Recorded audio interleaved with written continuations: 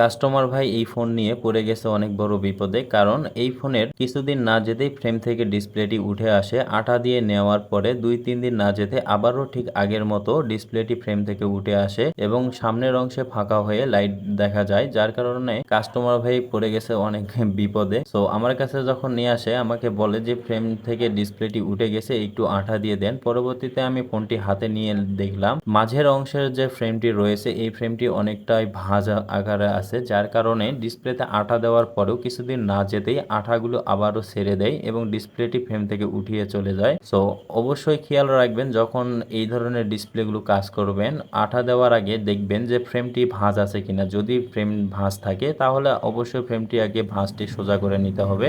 এরপরে সুন্দরভাবে ফ্রেমটি পরিষ্কার করে আঠা দিয়ে ডিসপ্লেটিকে লাগিয়ে নেবেন। এন্ড আপনারা দেখতেই পাচ্ছেন আমি সুন্দরভাবে ডিসপ্লেটিকে লাগিয়ে নিলাম। এবার ফোনটিকে আগের মতো করে সেট আপ করবো। সেট আপ করে চেক করে দেখব চালু করে অ্যাকুরেট ভাবে কাজ করছে কিনা। এন্ড আপনারা দেখতেই পাচ্ছেন আমি সুন্দরভাবে ফোনটিকে সেটিং করে নিচ্ছি। অবশ্যই চেষ্টা করবেন এই ধরনের ফোনগুলো ভাঁজ তুলে এরপরে আঠা দিয়ে ডিসপ্লে লাগানোর জন্য। তো এখনো যারা নিয়মিত আমাদের ভিডিওগুলো দেখেন বা চ্যানেলটি সাবস্ক্রাইব করেন, অবশ্যই চ্যানেলটিকে সাবস্ক্রাইব করে দিবেন এবং সেই সঙ্গে ফেসবুক পেজটিকে ফলো দিয়ে রাখবেন।